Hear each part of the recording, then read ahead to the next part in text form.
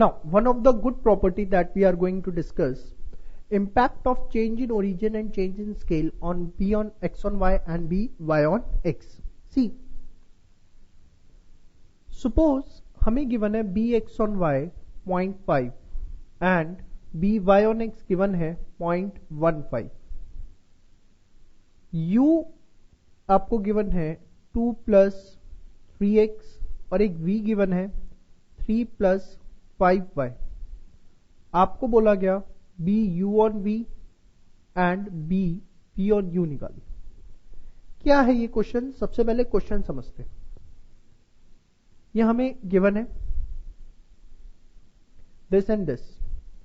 फिर आपको गिवन है कि x को हम 3 से मल्टीप्लाई करते हैं और 2 ऐड करते हैं तो u आ जाता है. सेम वे y को 5 से मल्टीप्लाई करते हैं, 3 ऐड करते हैं तो हमारे पास v आ जाता है. तो एक बात बताओ, जो चीज हम प्लस करते हैं उसको हम क्या बोलते हैं? याद करिए, हमने सीखा था उसको हम क्या बोलते हैं? ओरिजिन. और जो चीज हम मल्टीप्लाई करते हैं उसको हम क्या बोलते हैं? स्केल.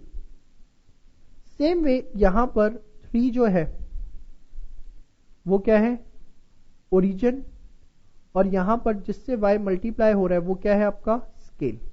ये हम ऑलरेडी अर्लियर स्टेजेस पर सीख चुके हैं कि किसी भी इक्वेशन के अंदर जैसे x को आपने u में कन्वर्ट किया तो जिससे वो मल्टीप्लाई हो रहा है उसको हम स्केल बोलते हैं और जो ऐड हो रहा है उसमें ओरिजिन.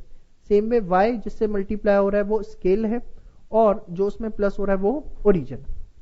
अब हमें बोला गया कि b u on v आपको निकालना है. आराम से रिलैक्स होके देखिए. देखिए फॉर्मूला कैसे बनता है इसका. v u, पहले बताओ u जो है, जो हमारे पास u है, u किससे आया? x से. तो आपने u को रिप्लेस किया x से और v को रिप्लेस किया y से.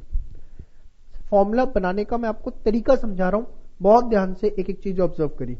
u on v है, u जो है वो किससे आया है? x से और v किससे आया है? y से. तो b u on v मैंने यहां लिख दिया b x y. Same way अगर मुझे b v on u का बनाना है तो v किससे आया है? y से और u किससे आया है? x से. अब u on v, सबसे पहले एक चीज समझ लीजिए, ओरिजिन से कोई फर्क नहीं पड़ता. फर्क सिर्फ और सिर्फ रिग्रेशन में पड़ता है स्केल से. और वो भी कैसे? बाद में क्या रहे? v, तो आप यहां लिखोगे स्केल ऑफ v और ऊपर लिखोगे स्केल ऑफ u. मतलब ध्यान से देखिए, यहां बाद में v है, मैंने आपको बताया था बाद में जो आता है वो हमेशा डिनोमिनेटर में आएगा. तो यहां आपने लिखा स्केल ऑफ v और यहां आपने क्या लिखा? Scale of u. Scale of u, u का स्केल क्या है? 3, v का स्केल क्या है? 5 और b x on y कितना है आपका? 0.5. कैलकुलेट करेंगे इसका आंसर आएगा. Same way b v on u, यहां पर u बाद में है तो यहां क्या आएगा आपका? स्केल ऑफ u और ऊपर क्या आएगा बताओ? Scale of v. आपको सिंपल है, कुछ भी इसमें टेक्निकल नहीं है. जो बाद में आ रहा है उसका स्केल नीचे, जो पहले है उसका स्केल ऊपर, और पूरे कोरिलेशन रिग्रेशन में यही चलता है. अब यहां v का स्केल क्या था? v का स्केल है 5, u का स्केल है क्या? 3 और y on x क्या है? 0.15. तो ये दोनों वेरिएबल आपके पास कंप्यूट होके आ गए हैं. 3 डिवाइड बाय 5 इंटू 0.5, ये आपके पास आया 0.3 और वहां पर वो 5 डिवाइड बाय 3 इंटू 0.15, ओहो 5 डिवाइड बाय 3 इंटू 0.15, 0.25, ये आपके पास आ गया. तो हमने आपको समझ में आई कैसे निकाला. अगर मैं इसका फॉर्मूला डिजाइन करना चाहता हूं, फॉर्मूला अगर मैं डिजाइन करना चाहता हूं कि u है मेरा a plus B X, v है मेरा c प्लस डी वाई.